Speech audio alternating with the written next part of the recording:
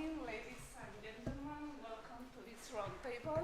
Ensure a seat for every learner in an AI era. Just a moment. Well, it will offer an inclusive look at how artificial intelligence in education can leave no student behind.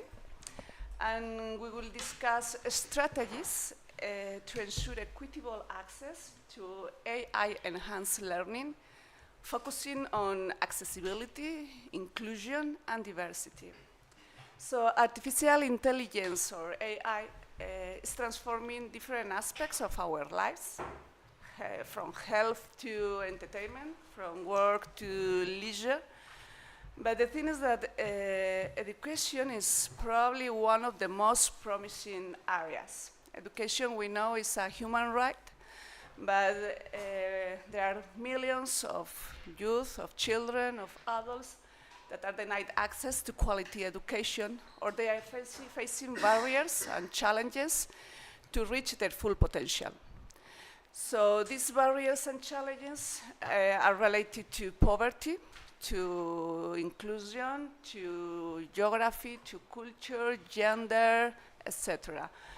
Some other challenges and barriers are related to the lack of resources, for example, infrastructure, teachers, curricula, pedagogies.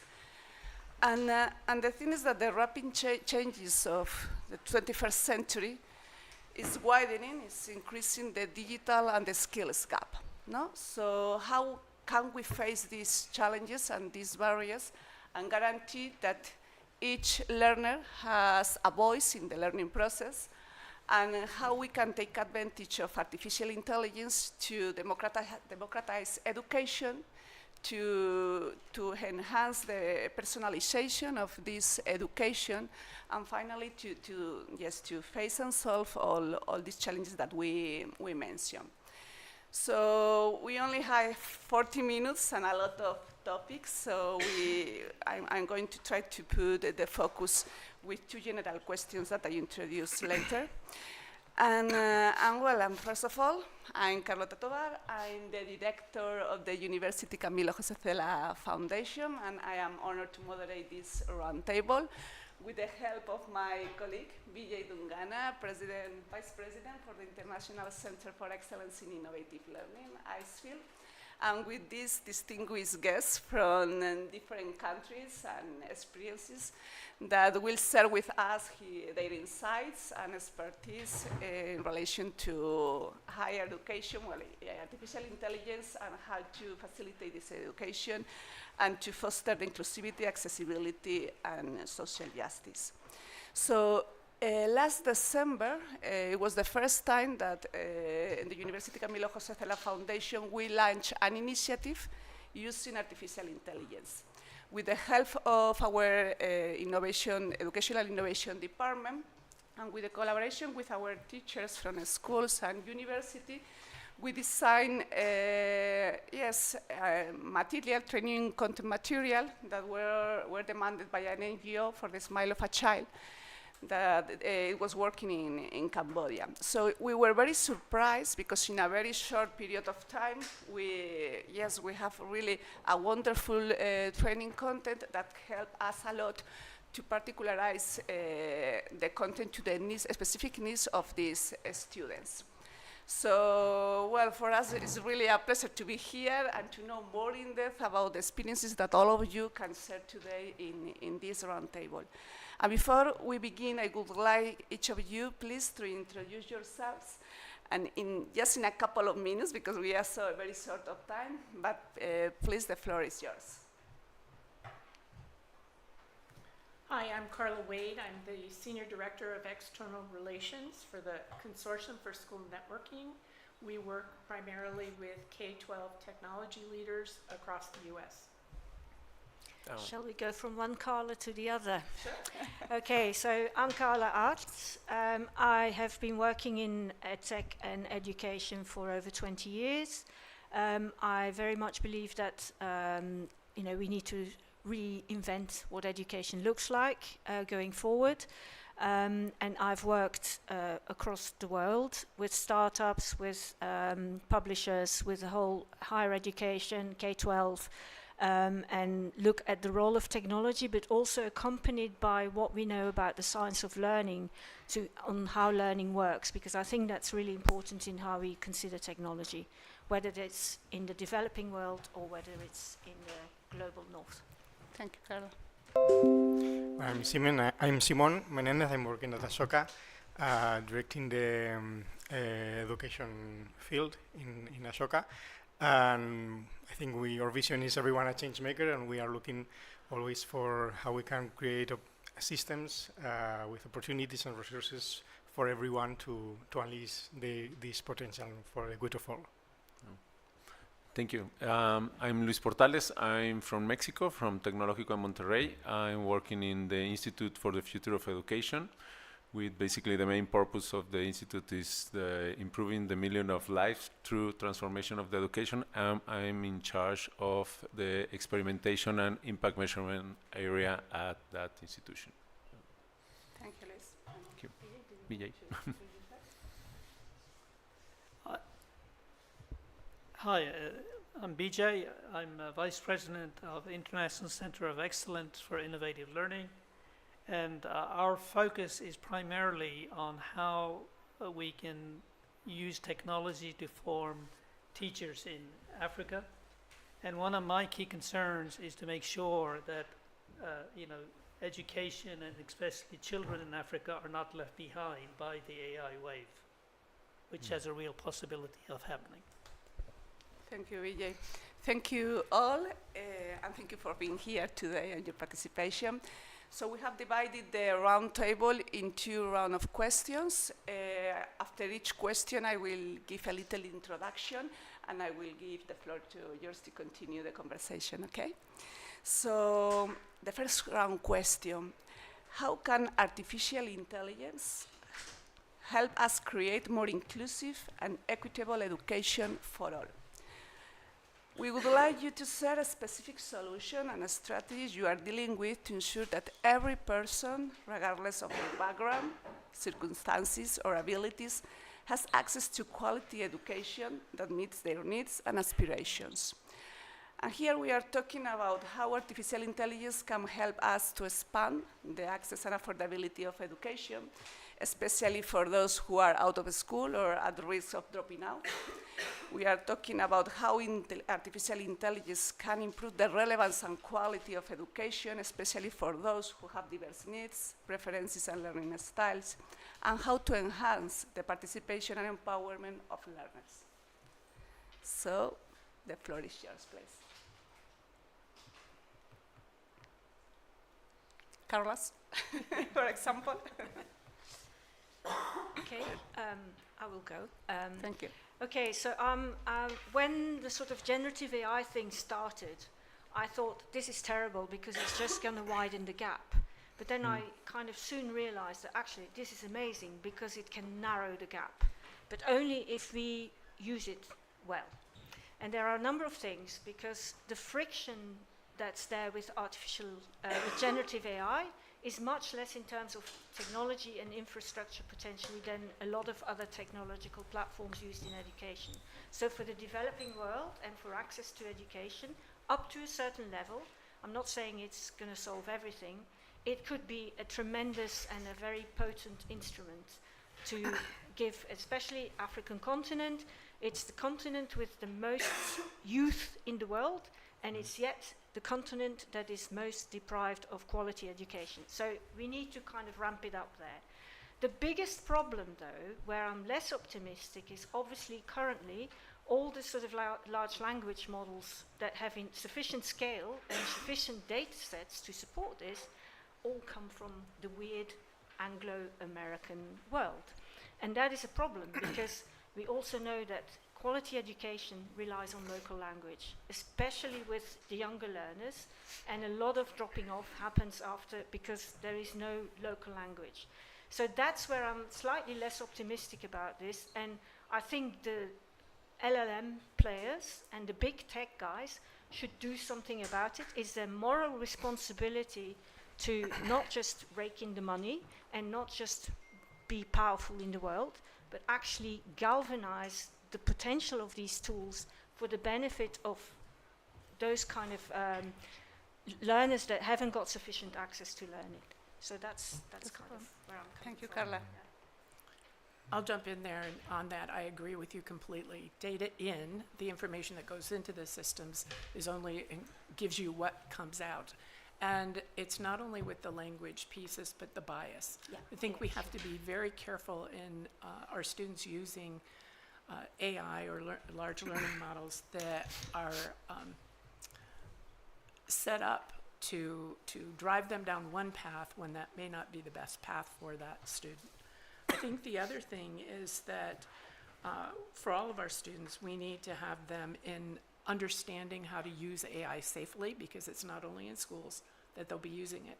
They'll be using it outside as well. And if our schools just block it, they're still going to be using it at home. So we teach second graders how to cross the street safely. We need to be doing the same thing with AI. And it's not just the AI, but the teachers. We have to do pre-service teaching and in-service teaching so that our educators know how to create the opportunities for students to use the AI in a way that's meaningful, but also allows for deeper learning and that safe learning.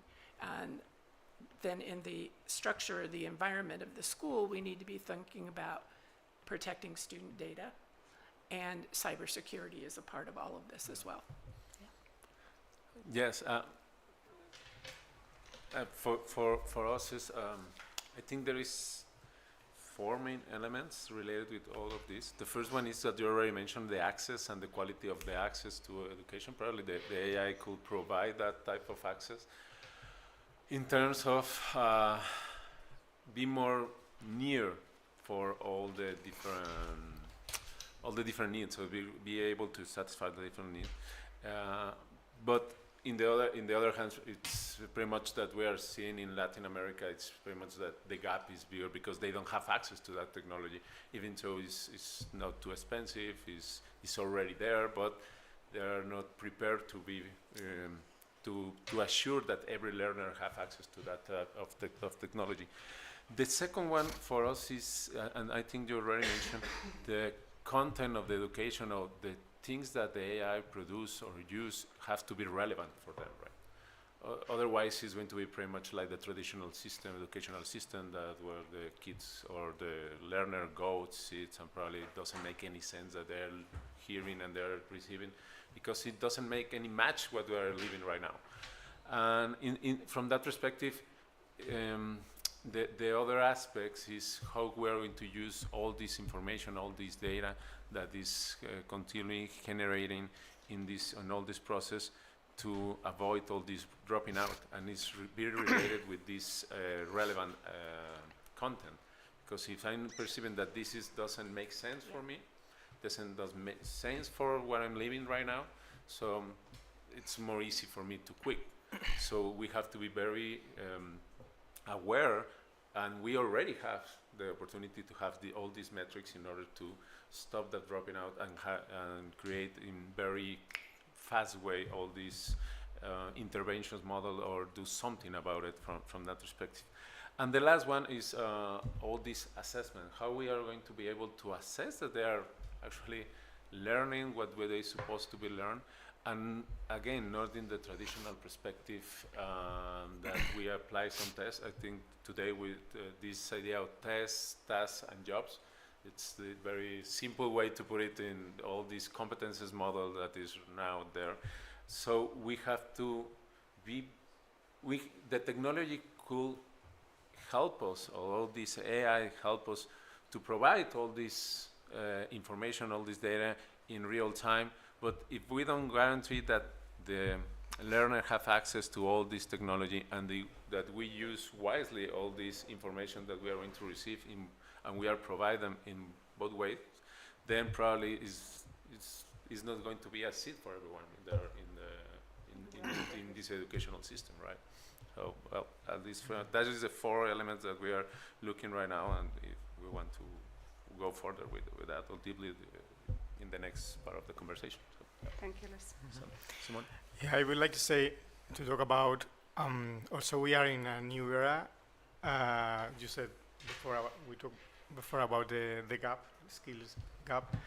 And now we can create a society, a world with different speeds. And that is the risk now with the AI. And I think, on the other hand, we have a question. What is the sense of the education? Because we can set this question or for us or for the AI. And that is a real problem. And also, these questions can bring a lot of information for us because we can decide what kind of education we want. We want to move the system to teach or to the learning to survive, as we are doing now. We are teaching, we are learning to survive in different, as employees in life, but also what kind of skills we need for this new game. What kind of skills we need for everyone, not for only for the elite or only for the people that can access to this information, to this scaling. And I think we need to learn to transform, and that is maybe the question that we have to share, and this is why we want to educate. And after that, I think it's like okay, we have that in mind, and what kind of experience, what kind of resources can create the AI with us. No, I think the AI is giving us a lot of opportunities to transform the system. I think we didn't have this opportunity before like this, because everything is going to change. And this is an opportunity with a lot of risk, but it's a great opportunity, and we can go to another place. It's going to happen. And for this reason, I think historically, we can see at the beginning learning was like a conversation thousands of years ago. Maybe under a baobab tree, for example, or about other Socrates, for example, with the dialogues. And then writing came, and it started we had a different way of learning with writing, and then with the press, with the books, and it was disrupted more to a kind of lessons, no, a kind of standardized education, standardized teaching. But now I think AI can help us in a completely different and personalized way. That means maybe we can have an assistant for everyone. No, we can have like a coach or something like that with teachers around, but everyone can have that. And also, you can learn in everywhere. You can have, the Cesar Cole talks about the ecology, pedagogy, and I think that allows us to learn in everywhere, to personalize the possibilities and opportunities, and also allows us to develop, to have an assistant and a system that can help everyone to develop skills in order to transform the world for the common good. And I think that is quite important in the sense of education, and also to have in mind in order to design what kind of AI we want and what kind of education we want for the future.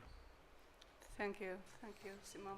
So, well, we have seen that, yes, it has a lot of potential and power, artificial intelligence, but we have talked about biases, we have talked about the need of personalization, what's the meaning of education, but I think how we have to co-create this term, how we can create this collaboration between the different stakeholders that are part of these ecosystems is complicated, because we have to talk about politicians, we have to talk about in the schools, the directors, the teachers, the students, the families.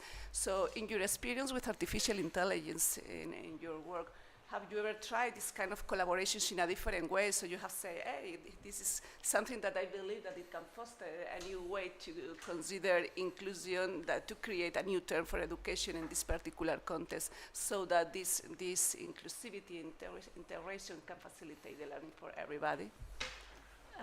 I think this is a huge question. It's a massive question.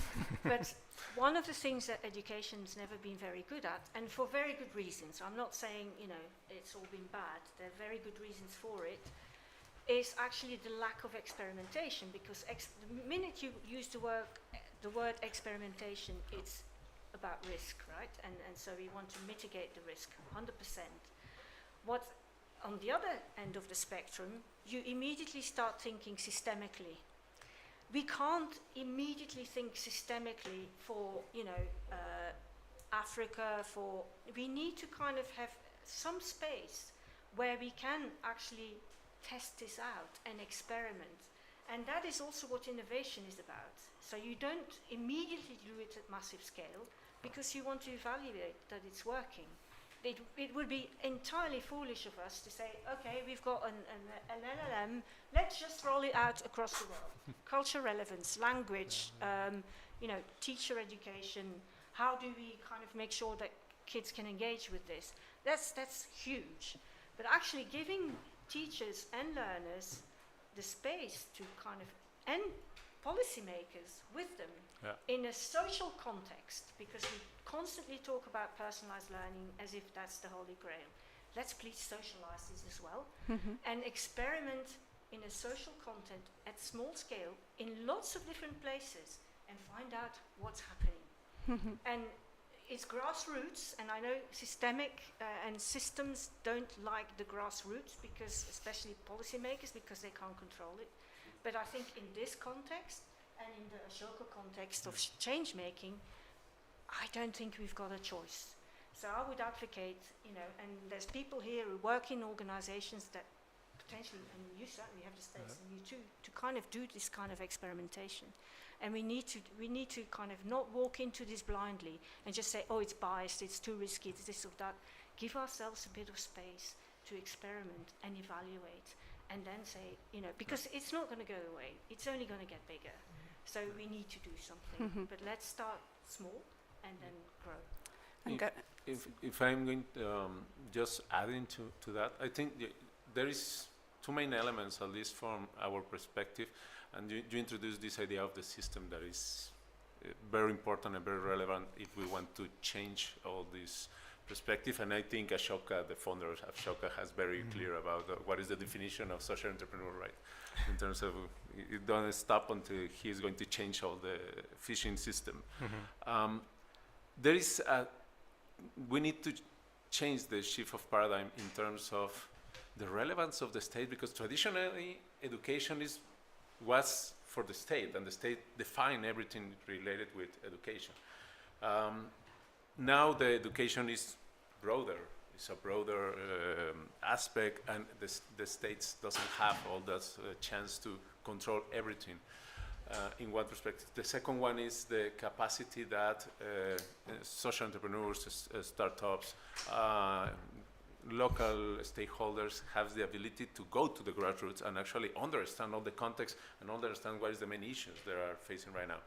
I think that's basic elements probably is there since 20 years ago or more probably, because we understand the relevance of the local actors and the change of the cultures and the education and the reduction of the states, blah, blah.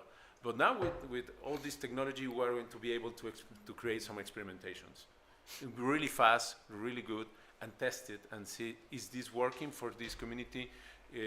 We are going to be able to test it in the other community in order to see if that works also, or what is works and what is not working.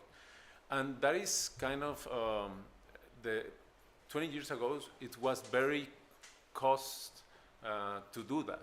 It's very difficult to do that because you need to prepare the trainers, you need to prepare the technology, you need to change everything. But right now the technology allows us to change really fast and to test really fast in order to solve that issue. And I think that from that perspective, AI probably is giving us the possible answers to a lot of the main issues we faced before, related with the terms of inclusion, personalization, related with the learning, and also with the outcomes we are receiving from that system. But we need to trust in all the stakeholders that is already there, help all the stakeholders to achieve their own purpose, and see how we are going to be able to increase the impact they are already creating.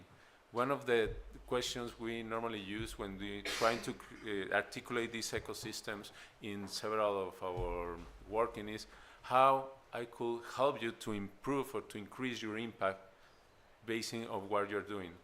And if we ask that question to several stakeholders, then you are going to see, I need the connection from the university, I need the connection from the government, I need a connection for the startups. So basically all the resources probably is already there. We need to figure out how to connect it in order to create or to increase the impact and to allow us to experiment, to do this experimentation, because for the first time we have very quick answers in terms of is working or is not working. No, in 10 years ago, probably we will have to wait 1 year, 2 years, and it's I'm not going to invest that. I'm not going to do a social investment in 2 years to see if that works. Now we have the technology to have answers really fast. And part that of is this, working around. and taking into account that you can do this faster, from your point of view, what are the main barriers that we are facing to do these small pilots then? Well, probably for me is goodwill, that every stakeholders has to share the information, and it's not probably everyone who is in the social sector or in the educational sector is very difficult to trust and to share and to be part and say, okay, why are you here? What do you want from me? We want the same. We want the purpose is already there. We have to work for that. I think that is the most difficult. Once you start to trust each other, then everything is like, okay, I could add this, and the resources is limited, but we all have resources to put it in the table, an open table, and see how it fits, right? So trust and sharing is in the basis of these ecosystems a small ecosystems sharing information, trusting each other to create a big network, a small ecosystem so that we have for me, that's the beginning of everything. Yeah. Then you are going to add money and a lot of stuff, but for the beginning is trust and have a very good. I think the purpose is there. This question that I don't know, is some of the earlier conversations is related with what for, what we are here. We are looking for increase, and this definition of humans to the first time is. We are a species that cares about others. It's a very strong definition of humans, and say, well, yes, everyone is caring about each other. It's very strong and very powerful statement to be here, and I think that's why we are here. So we are working in two different levels. When we think in local, we can see that there are different skills and competencies that we can need to survive and to live with quality in a specific environment. But at the same time, we are thinking in depth about what it means to be a human being. It is very profound, and maybe in this level we share knowledge, concepts that maybe could help us to talk about the internationalization of education. Does it have any sense to think about international curricula in any way for you? That's a tough one. It's for you. I'm very happy to answer, but Go ahead. I could just say in the US, we don't have a national curriculum, and getting all 50 states to agree on what it would be a huge challenge. To expand that internationally would be, I think it all goes back to trust. Yeah. That we have to build that trust, that transparency, in order to make progress. And it's something that you are looking for, a national curricula, yes, it's something that you are looking for? They tried it, it's not working. I mean, it's I think one of, context, Yeah. right? So, one of the biggest challenges we have found is that on the heels of all of the problems that schools have had with social media, it goes back to trust, and then looking at a lot of the policymakers want to shut down AI because it's going to be bad at how we just know it. So one of the things COSIN has been working on, last fall we put out a technology readiness checklist for schools to start asking questions about their governance, their data privacy, their communications. How are you going to enter this world of AI and bring it into the schools, not just for the teachers, but for the students to use? And we've created now, along with the Council of Great City Schools, a readiness maturity model that is free, and it's on our website at cosin.org/AI. It's again, questions that you ask a district or a school environment could ask themselves. Are you just starting in this area? Well, here's how you move up to be, more efficient and expertise in this area. Thank you, Carol. Some more comment? Yeah, I think we see like 2-3 important things on that. That is sometimes the long-term view in order to create programs or actions with AI is very, very important, and also to have in mind, especially the meaning, but also the AI and programs can unleash the agency of teachers and students. And I think that is maybe one of the most important things in order to develop skills, this agency. And also, I think very related with you are saying is like we have to complement the AI with human judgment and with networks of trust, because if not, we don't know exactly where we are going. And I think that these 2-3 points are very important in order to change the system in the future, or to prepare different things, especially if we are thinking with this systemic vision or systemic thinking system, because we have to change, we have to find what are the key elements that we can change so that we can work with to provoke or to prepare the system change. And to find these elements sometimes is difficult, especially in a system or ecosystem like the educational ecosystem, that is not only a wicked problem, as we said in system change. It's more like I would say a nebulous problem. It's like with a lot of elements, and there is not a recipe, and it's not exactly a wicked problem. It's more complicated than a wicked problem.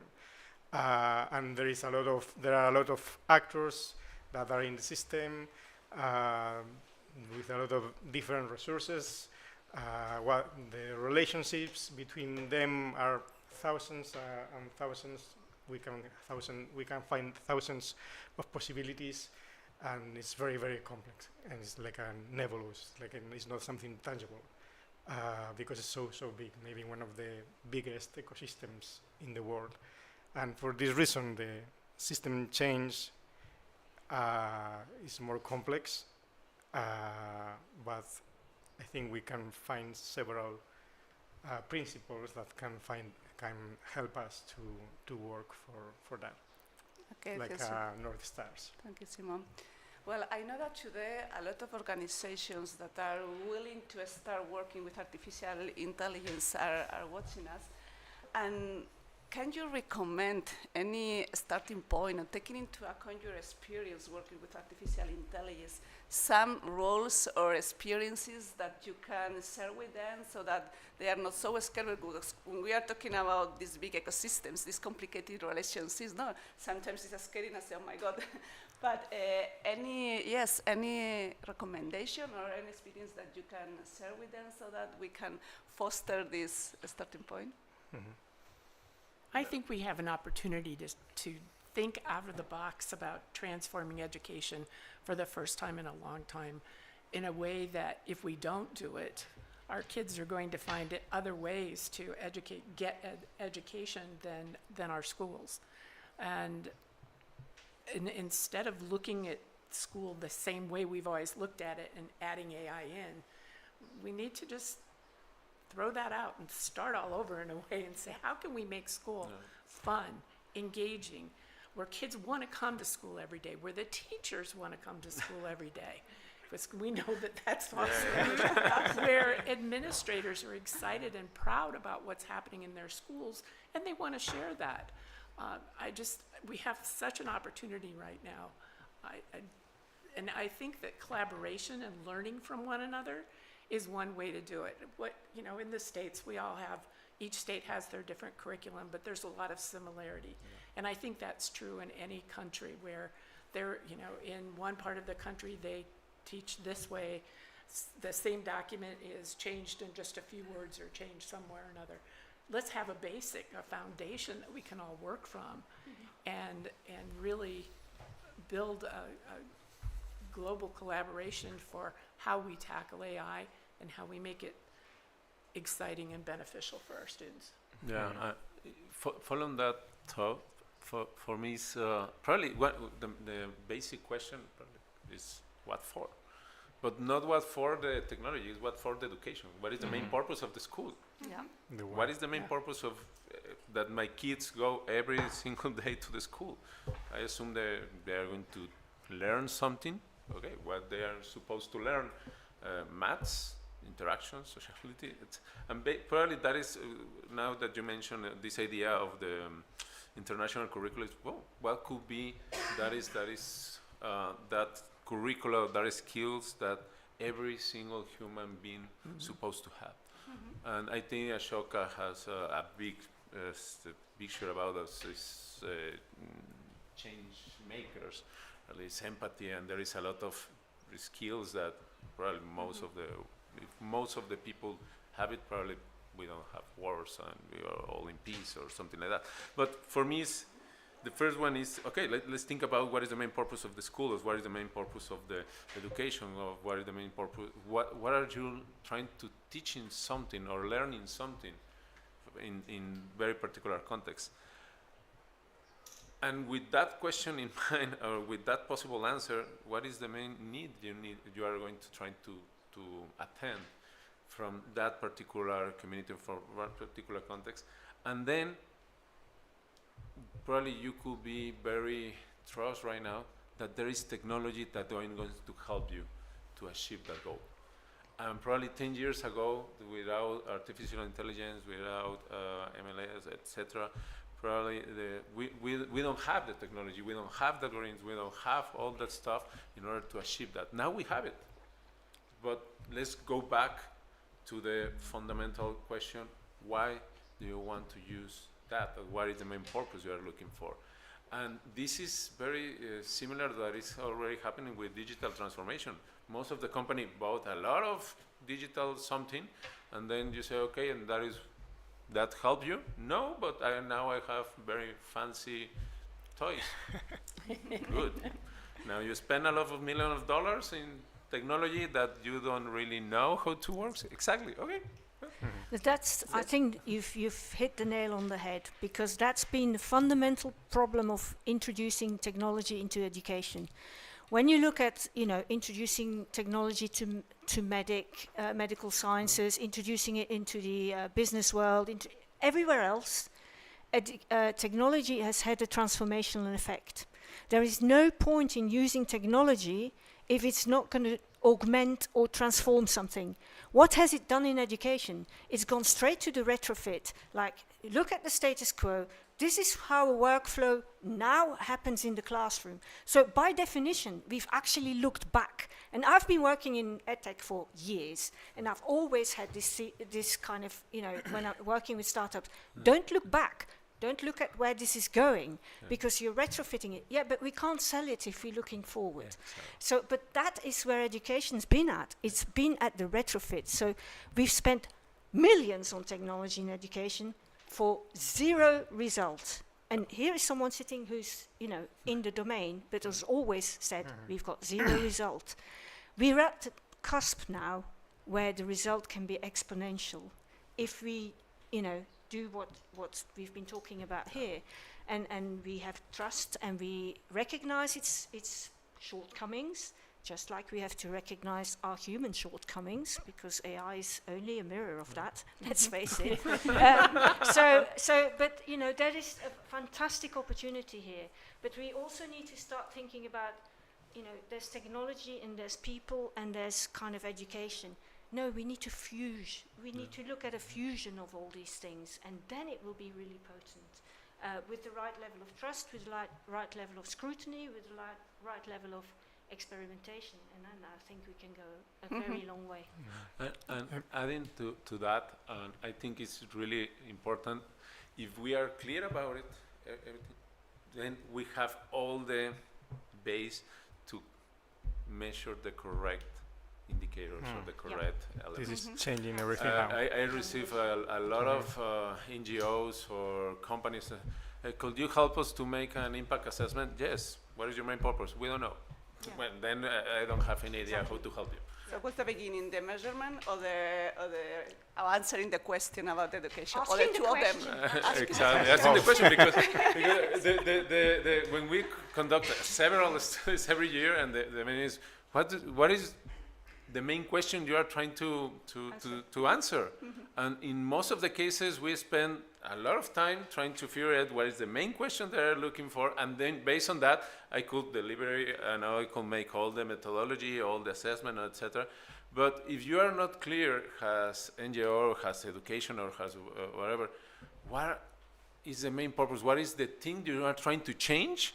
Then it's going to be very difficult for me to assess that. Because it's like, what is the main change? How looks your change? We don't know. Okay, how is now? We don't know. Then why are you doing something? Because I need to do something. Okay, let's go back and figure out what is that. So, we are arriving. Yes, sorry. Yes, please. Simon. Yes, say Simon, and I continue, because we are arriving to the end of the debate. That's why I'm. No, I think it's very important to have in mind this end game, like the social entrepreneur said, because the purpose is very important, but also I think we have to put in practice or connect the possibilities and opportunities, the AI, and also the I think there is a lot of principles in education that we are not hearing it about. It's like there is the oriented action in education in the methodology, the human and community center of the designing of the learning process. There is a lot of principles that are very important, and when we use technology, normally we don't use these principles, and we have to connect these principles with the technology to unleash this potential, especially if we connect this potential with these possibilities with developing the agency, the skills, and everything. But I think there are educators that maybe from Socrates, but also in 100 years ago, Paulo Freire, and everyone they are talking about these principles, and we don't know how to use these principles in the reality with technology. And that is the moment that we have to change that, because if not, we are not going to be successful on that. Okay, and well, it seems that we agree in a lot of things, but I would like to finish the conversation with a call for action. So what could be the next steps, to facilitate the answer to these questions, to create this relationship between technology, the education, and these principles? What can we do? Can we take advantage of the Global Education Forum in some way, and apart from offering this device to start action in some way? Some ideas, please.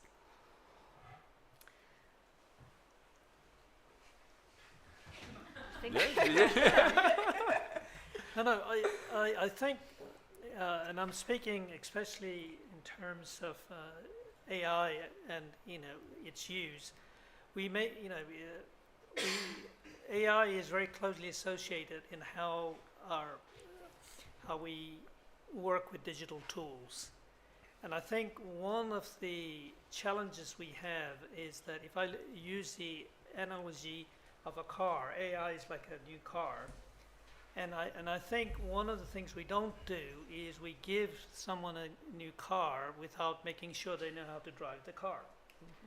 So I think, one of the things I'm seeing is that quite often we say, oh, here's your AI, go ahead and use it.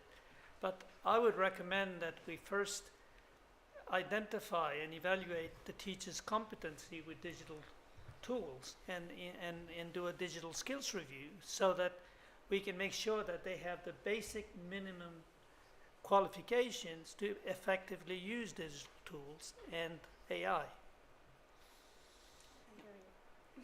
Yeah, in terms of probably in terms of a call for action, there is the first one for us is to understand the relevance of each stakeholders in all these call to action or in all these things that we are trying to change or to transform, or the system that we are trying, and systems, I put it like an S, because it's several different type of systems, an educational system that we are trying to change.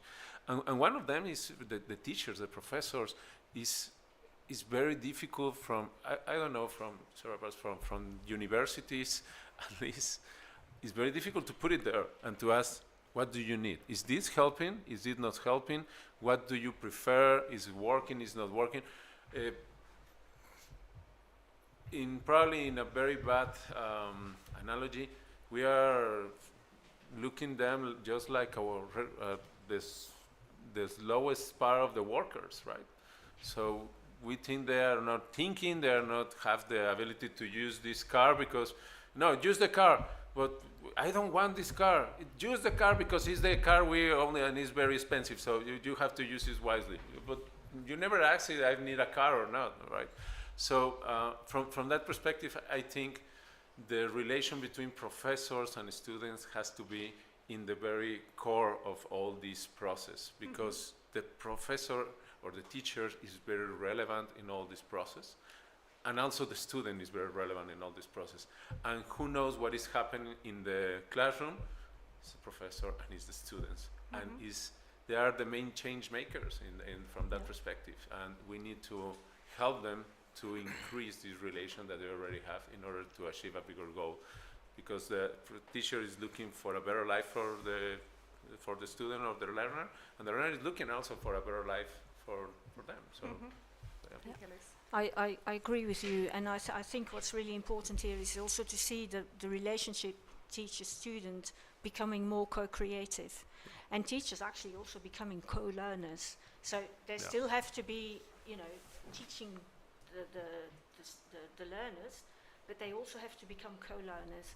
And that's why I think experimentation is really important. And I'm talking about, maybe 2 hours a week to start with, where you kind of, a bit like Google does on a Friday afternoon with its employees, right? They can experiment once or twice a month and come up with ideas. And of course, if Google likes the idea and thinks there's commercial value in it, they will nick the idea and do something with it. But actually that kind of sense of doing something together, where the teacher also is co-learning with the students and learning from the students and vice versa.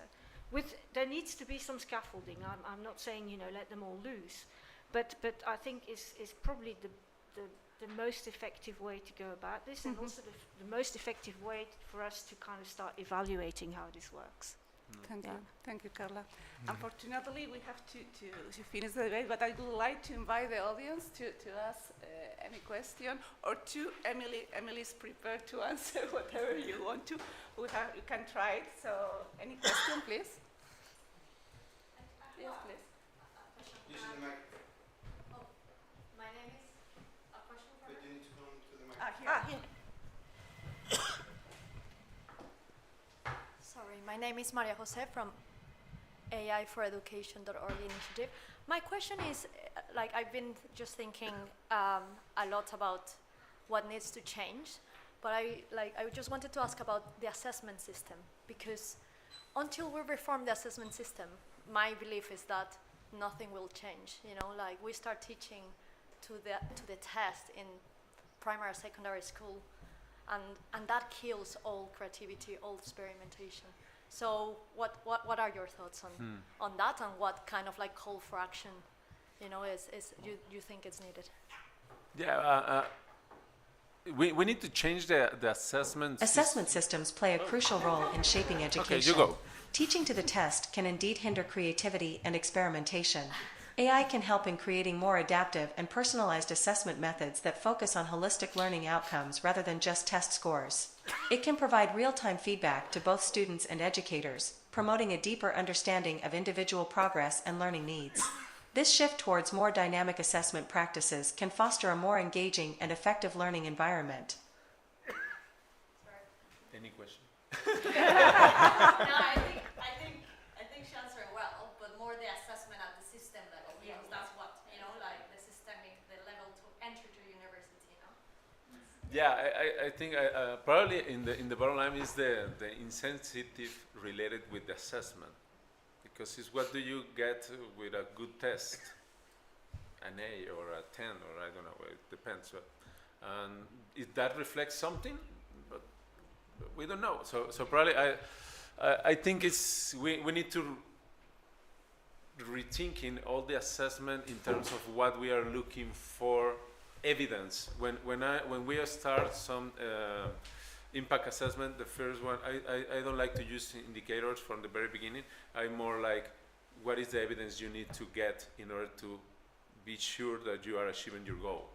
And probably that is something that we need to try to use that here in terms of what is the evidence we need to provide from the learner, from the professor, from the system, to evidence that we are transforming education from the perspective we are looking for, and to be more inclusive from that perspective. And then probably we're going to change that.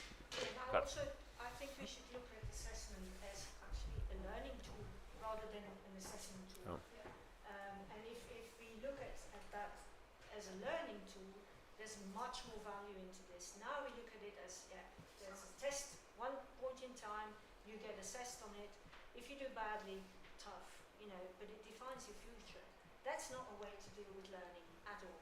Whereas if you use assessment as a learning tool, then the value of assessment becomes much higher. And you kind of evaluate a learner on the trajectory they go through. And also will help the learner to understand that he's in a process of learning, right? Exactly. And we are all in that process, and you can fail. It's pretty much what life, right? You can fail, but you are going to learn from that fail. Yeah, I agree with that. It's like it's not the end of the way. It's just an evidence that you are walking through. Thank you very much. I believe that we are out of time, unfortunately. But I would like to co-create a summary of this roundtable. Could you give us just a title as something to highlight from this conversation to finish? Starting small. Professional development is key at all levels. What is the new role of the educators? How we are going to increase the impact of education, integrating all the stakeholders, including AI as one of the probably stakeholders. I think we also have to, you know, not make an assumption that what we are trying to do here will work in all parts of the world. I think, you know, it's a learning process, and we are asking some parts of the world to run before they can even walk. So let's focus on the fundamentals. Okay. I would like to think about any relationship between the student and the teachers, professors, and to create a new way to interact. So thank you very much for your time, your Thank you. participation, Thank you. your insights. Thank you everyone.